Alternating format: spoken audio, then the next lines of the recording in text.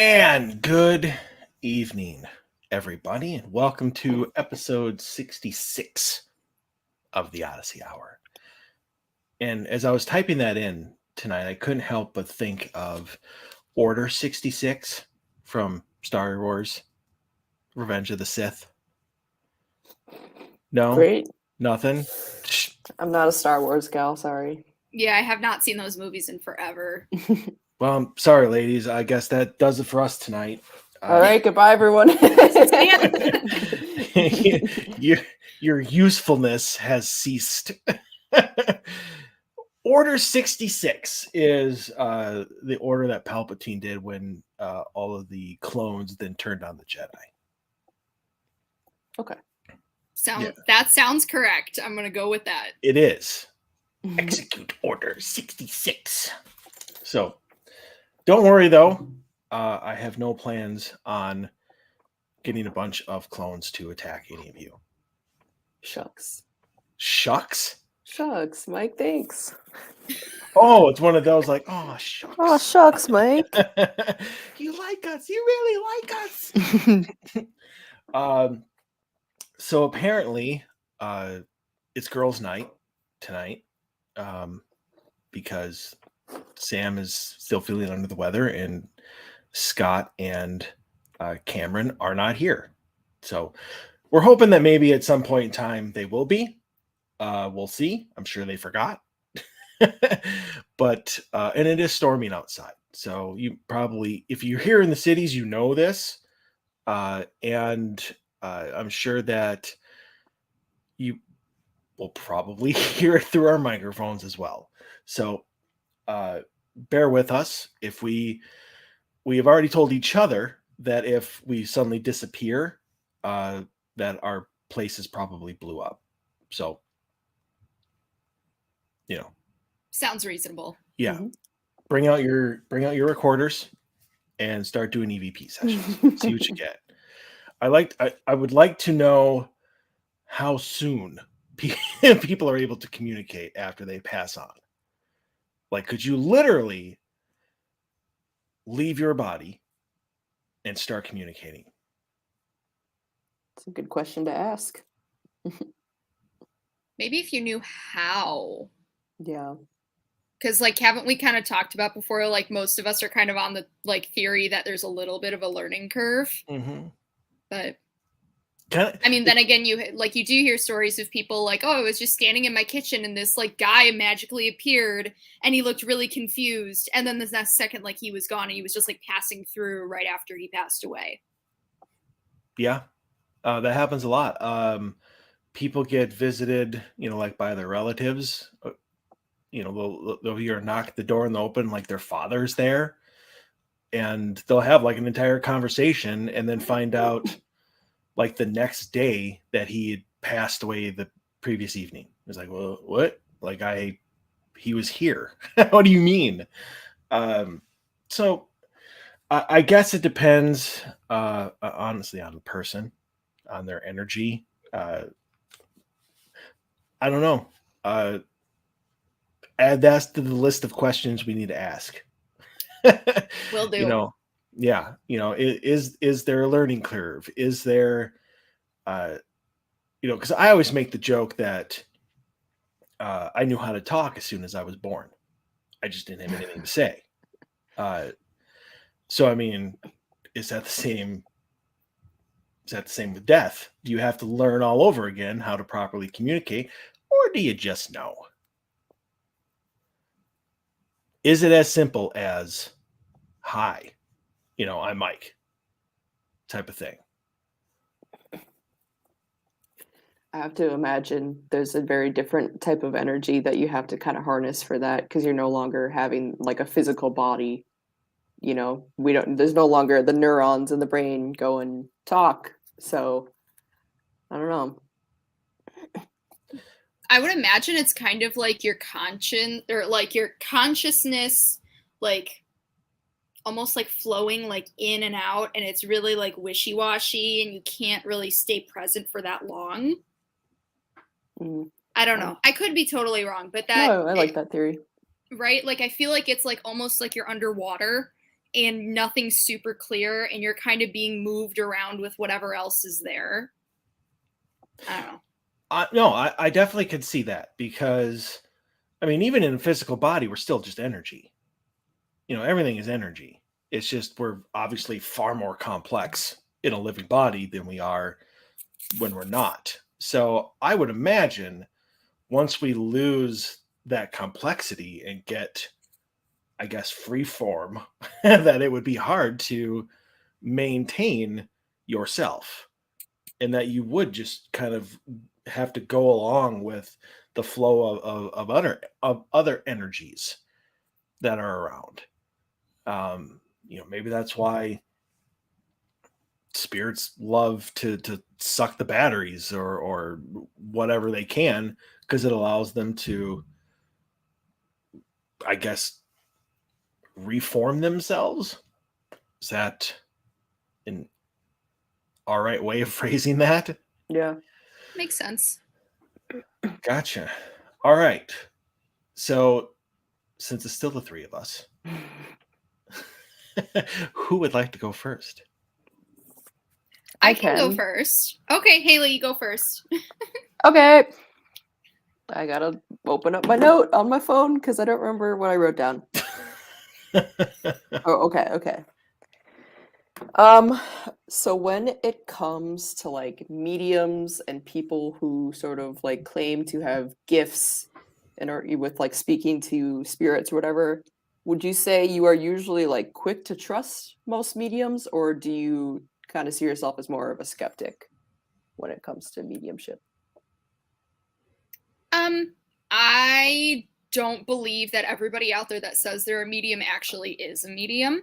I believe that there are a lot of people that say they are and use it as a business tactics to not like prey, but like, I don't know, just they use it like as a scheme to make money, and that really just does not sit well with me. And I'm assuming like we're all in agreement in that that's wrong.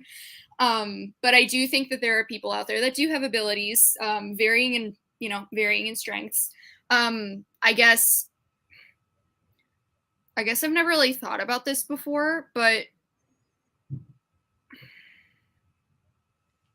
I would say I'm more like quick to dismiss their abilities until I like meet them in person. I can like kind of get a sense for who they are, like just like on a personal level, and see if they're an authentic, like, okay, you're somebody that I could trust, or oh, you're somebody I get a weird feeling from. Like there's something ingenuine about you. Yeah, I mean, if you're seeking a medium and you don't have much experience with them, I would lean towards more of like a I'm wary of you kind of thing. Like I'm not 100% trusting, but unless you give me a reason to trust. That's kind of a all over the place statement, but yeah, it depends on the person. And ideally, if you're like there in person, you could kind of get a vibe for them. Then I'm more like quick to like, okay, I trust you, or okay, you don't know what you're talking about, and it's very obvious to me. I guess it's give and take. Depends on whether I know them or not, whether they have come recommended or not.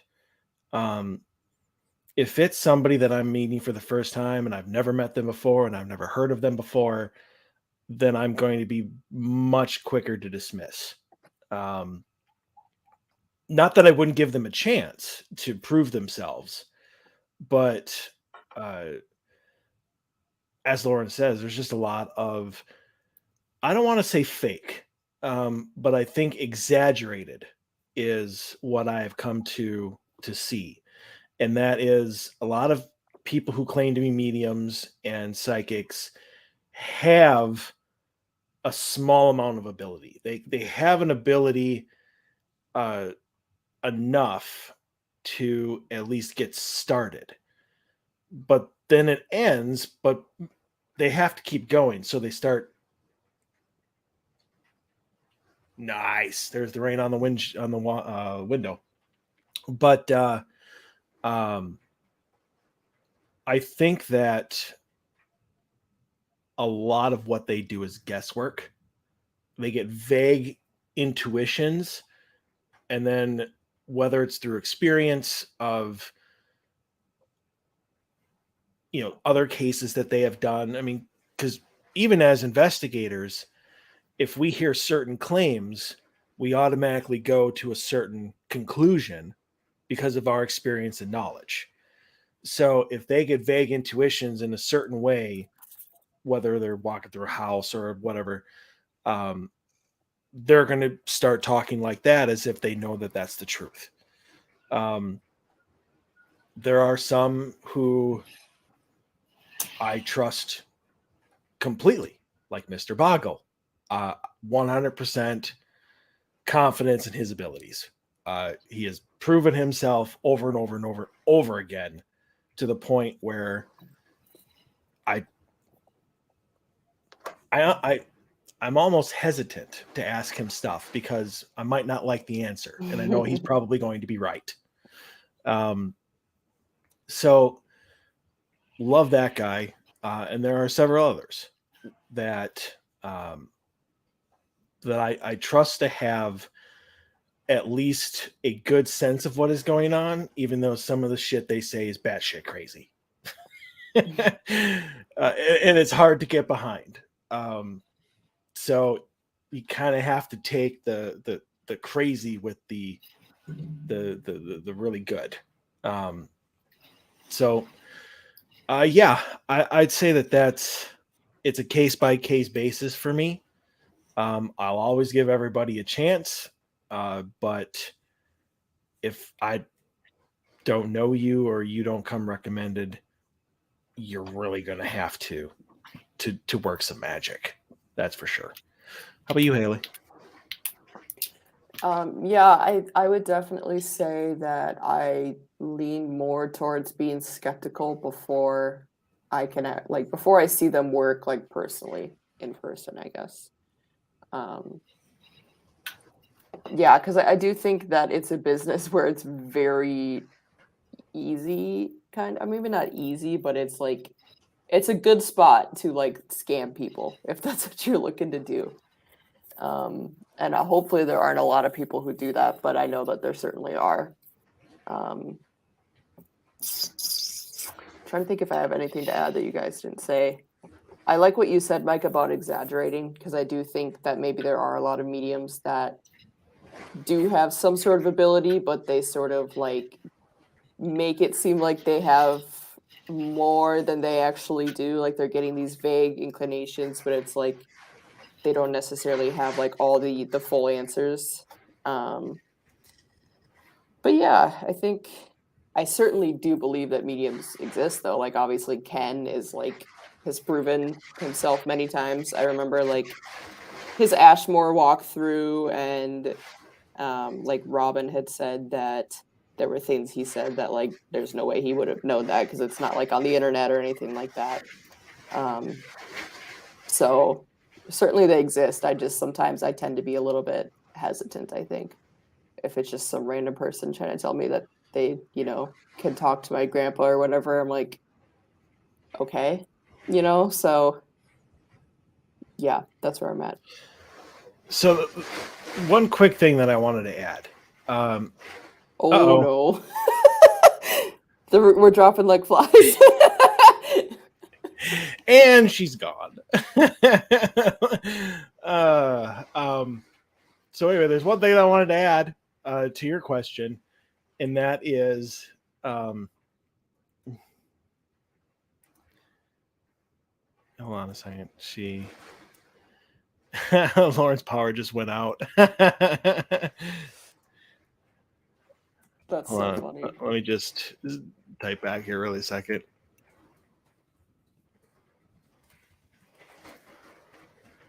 Be like, send your topics. Technically, she could.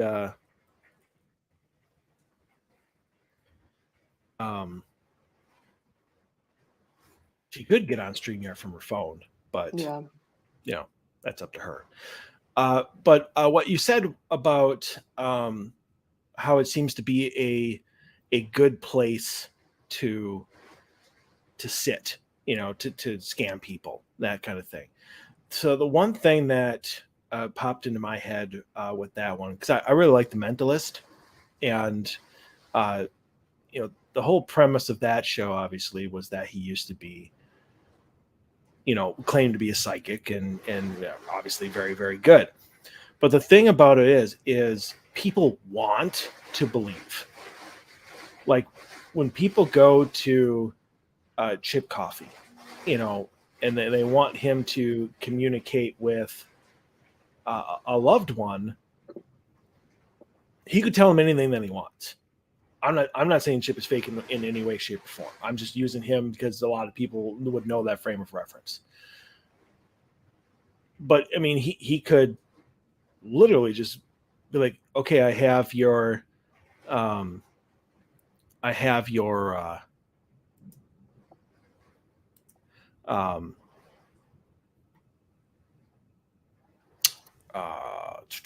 what word am I looking for here? I have your grandpa here, I have your husband here. He, loves you. He wants you to move on. I mean, you could say anything you want, and it's going to resonate, and it's going to feel great.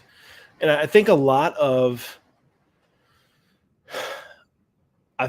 mediums who are doing that sort of thing do so because they feel like they're providing a service. They're like, this person leaves, they're happy, they're comforted, blah, blah, blah. What does it matter if it's real or not? Sure. And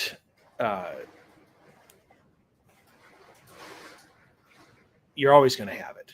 Yeah. But I guess as a follow-up question to you, since this was yours, do you think that that's okay? I mean, is it all right to exaggerate your abilities? Is it all right to be completely, even if you don't have any abilities whatsoever, if you're providing somebody comfort and some sort of resolution, even if it's fake? That is a very interesting moral question. It is.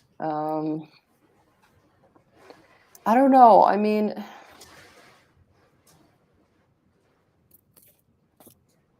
like, I think that definitely is something where they have like the best intentions in mind if they're trying to help somebody, if that's whether it's helping them to like move on or helping them to find some sort of communication with a family member or what have you. But I don't know. It definitely rubs me the wrong way, especially like if someone's paying you money for you to make something up. But then again, I mean, they're paying you money because they want this service, and if you're just gonna go, oh, sorry, I'm not getting anything, then you might end up getting really bad ratings or frustrated customers or what have you. So I guess I can understand why some mediums would maybe make things up or like exaggerate what exactly they're pulling through.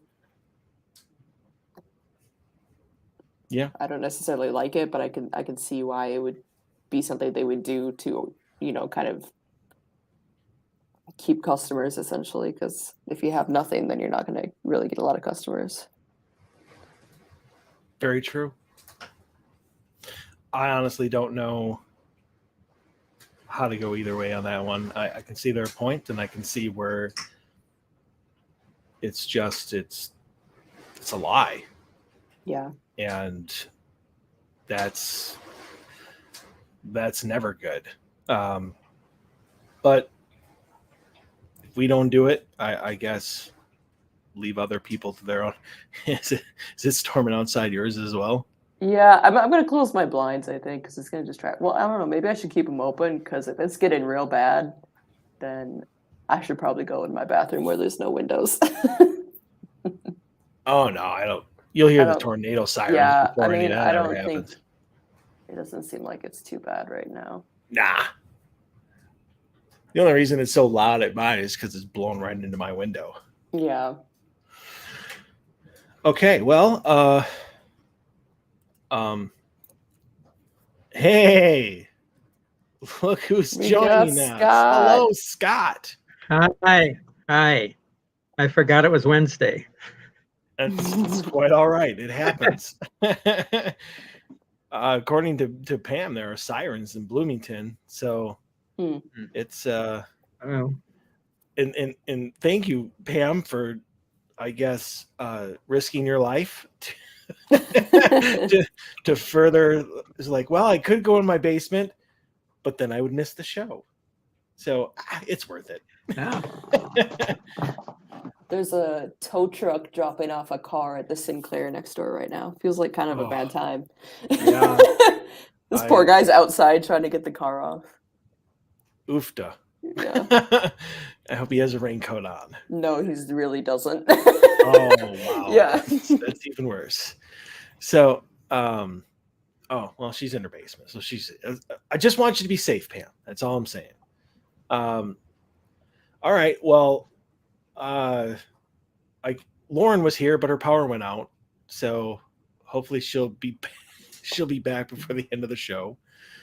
She did say she had a quote from a book that she's been reading that she wanted our opinion on, but she did not give me the quote. So I'm assuming it probably needs some context. So I'll ask mine, and hopefully she'll be back for the end of it because I'd like her opinion on it as well. So this kind of comes and goes in my mind a lot, off and on. And it stemmed from an episode of the Dead Files that I saw a couple years ago. And Amy Allen was doing her walkthrough, and she came across the spirit. I think his name was like Paul or something like that. And he was like this side. She always has like a main person or two that are the culprits, and then there's always like others. So the spirit was pissed because a paranormal team, or people, I don't know if there's so much a team, but people had come in to investigate this home and pretty much brought him back. Like he wasn't even there. He was on the other side, whatever, but whatever they had done during their investigation or whatever they were doing, like pulled him back to this location, to this home, his home. He was a former homeowner, and he was trapped there because of what they had done. And I had actually asked Amy Allen this question. She was doing this. Hey, you have a question for me? Ask it or whatever. But I'm sure it was one of 120. So I never really got an answer. But so my question to you guys is: do you think, if we're not careful, that that is possible? That while we're doing our investigations and while we are trying to figure out what is going on to help our clients, that we can inadvertently bring spirits back or bring them in against their will. Okay, when you say back, you mean like back from like The other side. okay. I don't mean like back to life, but I mean no. Like if they're in purgatory or they're in heaven or whatever, they're wherever spirits go when they are not here on this plane. That kind of back. I can even throw in just in general. I mean, is there a spirit located in Colorado that you could pull in for? I don't know how you would do it, but maybe a former homeowner is touring the world as a spirit. Hasn't quite left this plane, but it's not actually there.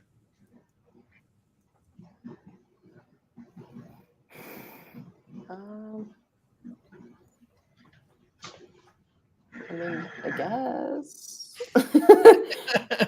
I am more hesitant to sort of believe maybe that bringing them back from like purgatory or heaven or whatever afterlife you kind of subscribe to. I don't know. I feel like that seems pretty intense to bring someone back from that. Like, I don't know, I guess. I. Hmm. Scott, what about you? While Haley's thinking about it. I think the operative word there is That's the the operative word there is inadvertently. I'm gonna go in my bathroom because of the I tornado don't. siren, so I'm gonna dip. I'm sorry. That's cool. Do you I'll have try to come back. You have Yeah, we have sirens there now? sirens. Oh Yeah. wow, go. Do your thing. Wow, we're dropping like fries, Scott. Mhm. But I'm sorry to interrupt. Go ahead with your answer. That's okay. Yeah, I think that the operative word there is inadvertently. I don't think we could inadvertently do it. At least not pulling somebody from the other side. I think once they've crossed over, they've crossed over. I think if the spirit is still connected to this world, we could do that. We could pull them in, but not one that's actually crossed over. I think it's possible to do that, but it's a pretty complicated ritual required to do it. I don't think that we could inadvertently have to do a very serious ritual ceremony or something on the other side. Gotcha. Okay, so if we, let's just say for the sake of argument, the hypothetical situation that we were investigating a home in any city, and we found out that a former owner of the house who had since even passed away in the house, call him John. And during our investigation, we continually were asking for John and trying to get him to make his presence known, whatever it is, we're trying to do just in general to get this John person to interact with us. You don't think just by doing that we could somehow summon him back just by trying to focus on him and bring him to interact? Like we would literally have to do some sort of ritual, summoning I believe ritual. so. Yeah. Okay. Yeah. I think we can invoke them to communicate with us, but to actually conjure them to come from the other side. I don't. I think there's a difference there, and I think to get them to cross over from that side to this side, I think that's much more complicated than to do it by accident. Gotcha. While you were answering, I just want to point this out, that my lights flickered a little bit. So I think if I leave, I think that the stream will still happen. You'll just be by yourself, so you might as well just be like, "Hey, have a good night, everyone," and just end it. Yeah. Just wanted to throw out the orders before I lose the ability to do so. Okay. Even though I mean, obviously, I can get on my phone and type in our chat box, but yeah. So anyway, okay. honestly, it's good to know. But yeah. So anyway, did you have anything? Because if not, I might No. just call it. I might just call it an early night since everybody is kind of taking shelter. Mhm. And there's storms all around us. Plus, I want to make sure that anybody watching is. Uh-oh. Is that you, Scott? Yeah. Okay, then yeah. You do your thing. We'll just call it a half show tonight due to weather. And yeah, go get yourself safe, Scott. And I'm not going anywhere. say what? I'm not going anywhere.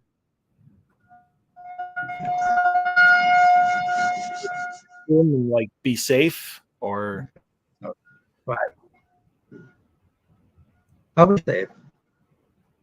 well, I can barely understand you anyways because you're kind of breaking Yeah. up with your Wi-Fi. Yeah. Either way. Okay. Yeah.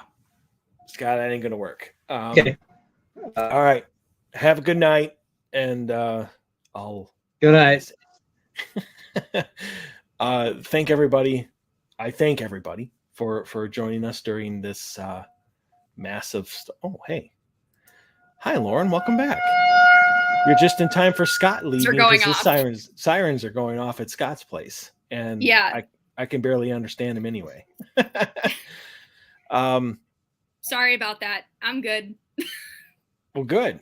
Yeah, I literally thought my windows were gonna blow in for a hot minute there. I think Scott just said hi. Hi, Lauren. Oh, there he is. Hi, Scott. How are you? All right. Yeah. Are you hearing me? Yes, I can hear you just fine. Okay, good. Yeah, you come in clear for a couple seconds, and then for a couple more. Yeah. Well, or you were doing that for me too. So. Oh, well, your fault. It's your Wi-Fi. Yeah.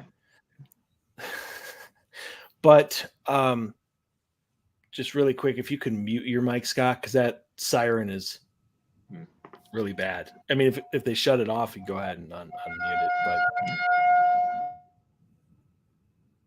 But for a second there, I thought maybe it wasn't his. I'm like, I pulled off my headphones. I'm like, it wasn't here. In fact, I think it's kind of stopped around here. I can still hear thunder, but it's not even. I don't even think it's raining anymore. So anyway, Haley had sirens as well, so her and Sam went to take shelter. So let me. Scott answered this question. Haley she got interrupted because that's when she went to do her thing. So I'll ask you my question, and then I can get your answer to this. So this is from an old Dead Files episode that I had watched. And on it, while Amy Allen was doing her walkthrough, she had come across this spirit who was pissed because he was on like the other side, perfectly happy. And whether it was a paranormal team, a bunch of ghost hunters, whoever was called into this house to help these clients had pulled him back into that house.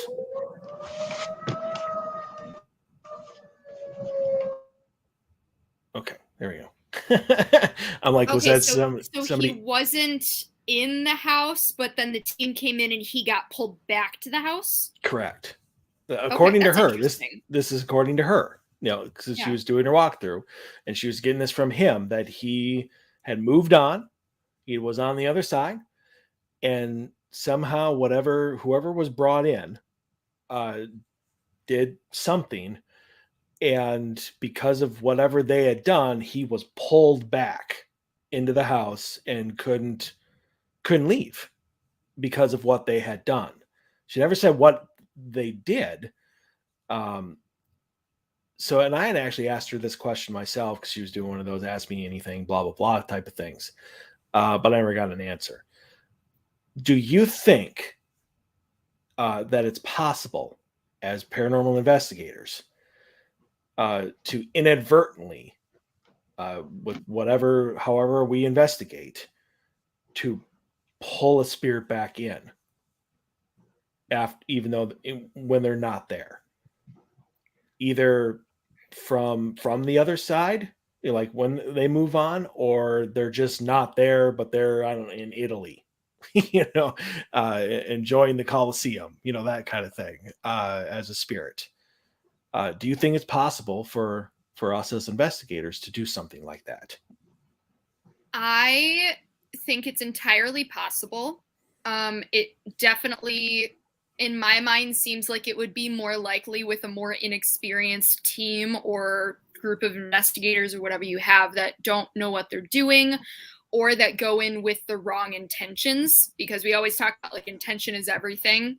So, if you want something to be haunted and you go in like screaming, and maybe you do something that inadvertently invites something back, or in a different way sucks something back to that location, I think it's entirely possible. I wouldn't recommend anybody go out trying to do that.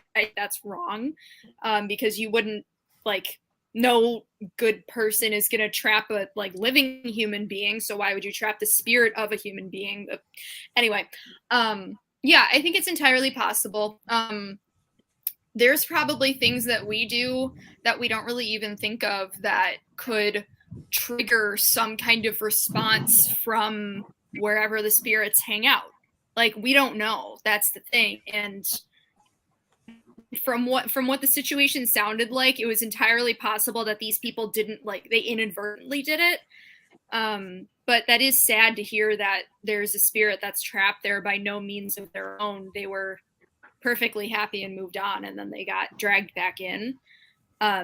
It makes me think that there was some little bit of unfinished business that they had, and then that was kind of the link that drew them back in, maybe. But yeah, I think it's entirely possible. I have no idea how you would do it. I would not recommend setting out going to try to do that. But yeah, I mean, the spirit world has its own rules, and we don't really know what they are. And we don't know, in the grand scheme of things, we don't know how it works still. And we probably won't for a while. So I think it's entirely possible, unfortunately. Scott figured that we wouldn't be able to inadvertently do it. It would have to be intentional. Scott, why don't you go ahead and give a brief summary? I said this certainly. I think to this place, and might be able to accidentally, but fully crossed over to the other side. I more comfortable only to measure them from the. If they're still connected to this world somehow, then you can invoke them.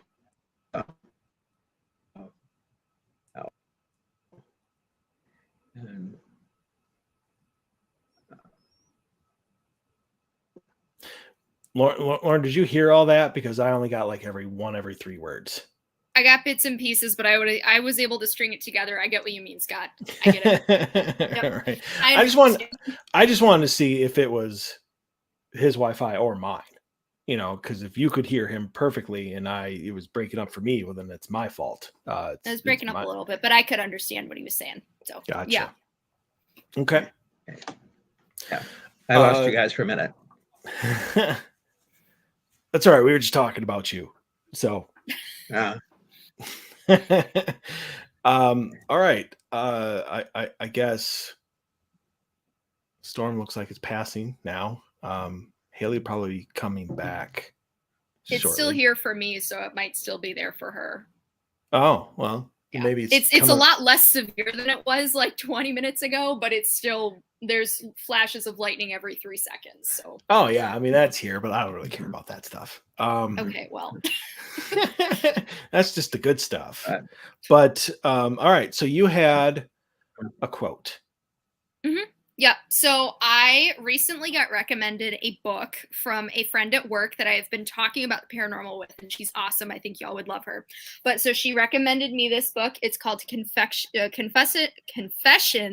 of a Reluctant Ghost Hunter by however you say his last name. Anyway, it's a really good book. I have skimmed through. I'm almost done with it. It's not very big. And at the very end, he has a list of do's and don'ts for paranormal investigating. And there was one that I've never heard of before. And I wanted to run it past you and see what you guys thought. So this is part of his don'ts list for paranormal investigating. It's number 5 here. Don't attempt to make contact with the spirit without first grounding yourself by planting both feet firmly on the ground, establishing erect posture with your spine, and freeing your hands and feet so that no parts of your body are crossed to break energetic contact. I've never heard of that before. To like not cross a part of your body to maintain energetic contact. Sure you have. Don't cross the streams.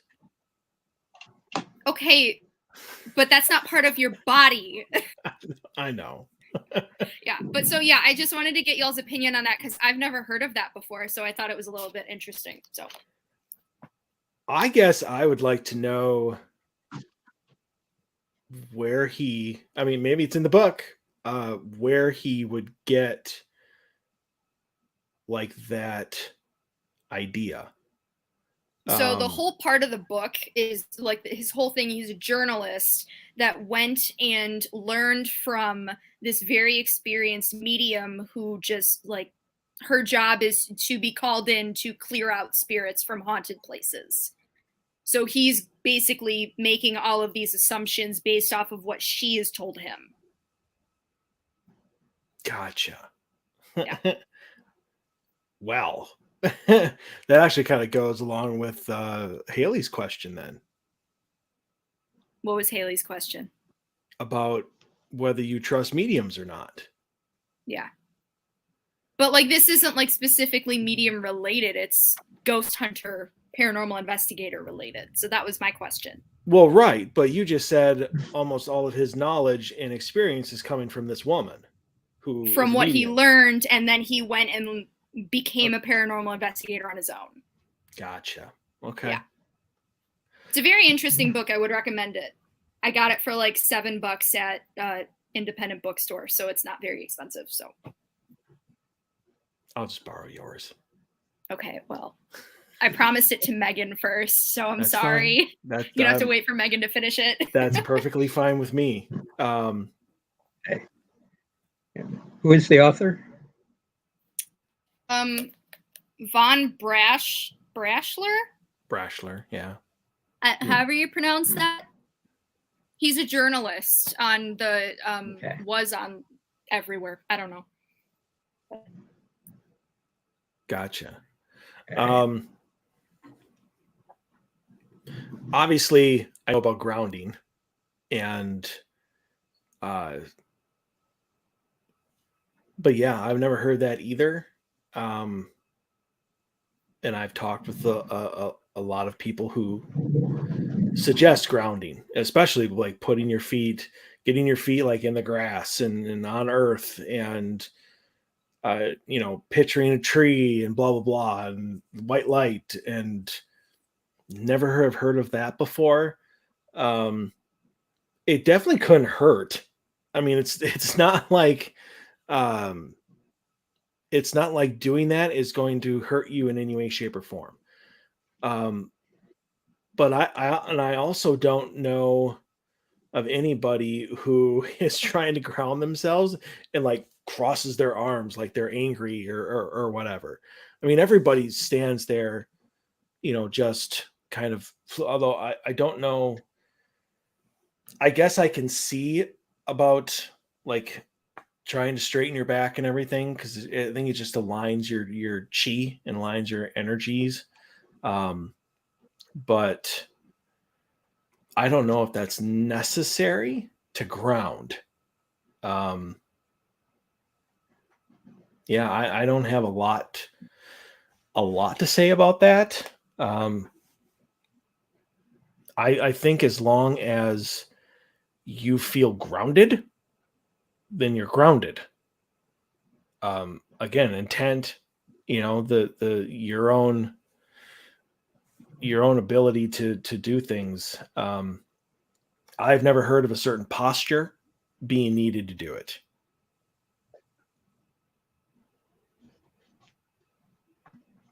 Scott, what about you? Hey, yeah. Um, I'm sure there are some people who believe the way that person does. I think it's rather exaggerated. Um, it, I don't think you need to go through all that rigmarole to ground yourself necessarily. Um, I'm guessing that they say you shouldn't cross any parts of your body because um, um, many people believe that anything that forms a cross is an entry point for a spirit. Um, so if you put a cross over yourself, that could allow a spirit to enter you. I Never think heard that's that either. Yeah, but I think it's kind of superstitious myself. I don't. So I don't see that as being necessary. You know? So to me, what he's describing sounds a little bit overboard, a little bit superstitious. What do you think, Lauren? Honestly, I don't know, because like most of the time, like when I'm trying to ground myself, I'm usually sitting on the floor cross-legged, and that seems to work just fine. But I know it's like it can be helpful if you're trying to visualize in your head, like, if you are a tree, your roots are rooting into the ground and you're going into Mother Earth and everything, and you are like connected with the earth. I could get where that could be very beneficial to visualizing that, and it could help you get to the point of feeling grounded. So maybe that works for him. Or maybe that was just the way he's taught, so he thinks that's what you should do. I do agree with you guys. Like, I think grounding is different for everybody, and as long as you find a way that works for you to achieve it, you should be fine. Yeah, but I had never heard that you weren't supposed to like cross parts of your body when you were trying to ground. So that's why I wanted to ask, because I'm like, I literally have never heard of this before. Everything else on his list was pretty standard. Like, don't go into places alone. Don't make sure somebody knows where you are. Make sure you're not taunting things. Like, everything else on his lists were very like what we have said in the past, like very normal for us. And then that one like caught me off guard. I'm like, wait, I've never heard of this before. But yeah, it's interesting. If it works for you and it helps you visualize like energy lines going through your body in straight lines, then I mean, more power to you. Whatever works for you.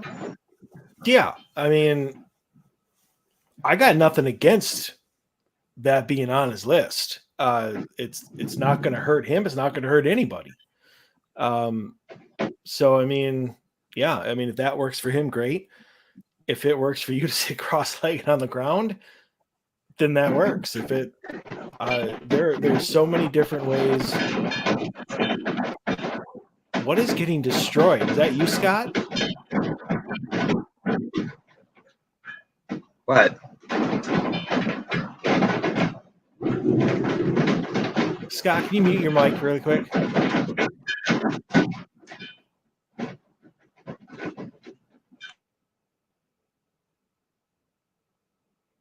Yep, definitely Scott. That's weird. I have no It idea. sounds like there's a tornado in your house, Scott. Yeah. Wow. I mean, it seriously sounded like somebody had a bunch of junk and was just shaking it right next to the microphone. It might be like rain and wind on a window or something. I don't know. Sky, you're still muted. Sky is rain on the skylight I Could called be. it. right over here. Yeah, probably. But wow, that was distracting. So, all right. Yeah. Well, you know me on how I take other people's way of doing things. Yeah, but like he seems like a pretty level. Like, I mean, if anybody has a burning question, please stop me. But I know we have a few minutes here. Scott didn't have anything, and I already asked my question. Okay, well there you go. Yeah, so like a lot of the things that he lists on these, like, he has a do's and a don'ts column. And like in the do's, it's like do assist people who report legitimate hauntings of deceased people. Like don't attempt to aid confused spirits, kind of thing, who are having trouble moving on, or like help them navigate it. Do go in with a clear head and ground yourself. Do clear the area you will be investigating of any and all people and animals that are not part of your team. Like a lot of this stuff is really standard, like a lot of it's safety stuff. Yeah. That would, like I said, that was the only one that really caught off guard, that I'm like, oh, I haven't heard that before, and I don't know if that's necessary. But the only thing that I have, I mean, I don't have an issue with it, but that's not always the case, is getting rid of all people and animals that aren't your team from the area. Animals, absolutely. You know me. No kids, no animals. That's the policy. But you know, and I've put it out there, and I've had some people who have done it, but you can't kick people out of their homes. If they voluntarily leave, you know, they're like, okay, we're turning over the house to you for tonight. We're going to be down the road at the hotel. Call us if you need us, or whatever. I've had that happen multiple times, and that's perfect. But you can't demand that people leave their home to you. So I mean, I see where he's coming from. I agree with it, but I think there needs to be something in there that says this may not be, you know, a possibility sometimes. Like there seems to be that they're very cut and dry. And not well, he a hasn't lot. been living for that long, honestly, from what it sounds like. And yet he's already written a book. He's a journalist. That's what you do. You write when you're a journalist. Apparently, even if you don't really have all the necessary needed information to do so. Yeah, but I mean, it's a good book. I think you guys would like it. There's nothing like crazy in here that really goes against what our team stands for, honestly. So Well, right, but do I or anybody need to read a book about somebody just telling us about his experiences that we already do it? everybody has different opinions. That's why I like to read books. Well, true. I'm not going to not read books. Well, of course not. And that wasn't the point. I was talking about this book specifically, not all books. But I mean, if Oh, we lost Scott. he'll be back. Yeah. It's just buffering. All I'm saying is that, you know, if the way he investigates and the way he is writing on how to do it is exactly what we do anyways, then why would I need to read that book? Because you're hearing about his perspective, and he's had experiences that you haven't had. I think that's interesting. And maybe he has a different point that you don't think about. You know, everybody's different ways of thinking about things. I think it's interesting to learn about it, even if it is the exact same of what I've experienced, which it probably isn't, because everybody in our field has had different experiences. That's fair. I just hope his Yeah. conclusions aren't the same as ours. I mean, if I'm going to read a book, I'd like to learn something, or I'd like to expand everything. If everything that I'm going to read is exactly everything that I already know, or, you know, is like 2 degrees different than what I've experienced, then I'm not going to take a lot out of it. But if you have, if anybody has, all the more power to you. That's all I gotta say. All right. I mean, do we have anything else? That was all No. I had tonight. Gotcha. When you came in, I was about to just end the show. I mean, Scott's sirens were going off. Everybody else was gone. My lights had flickered a few times. So I was just, yeah. But we made it the hour. So yay. There we go. Patching it together. And I hope everybody is everybody's still safe.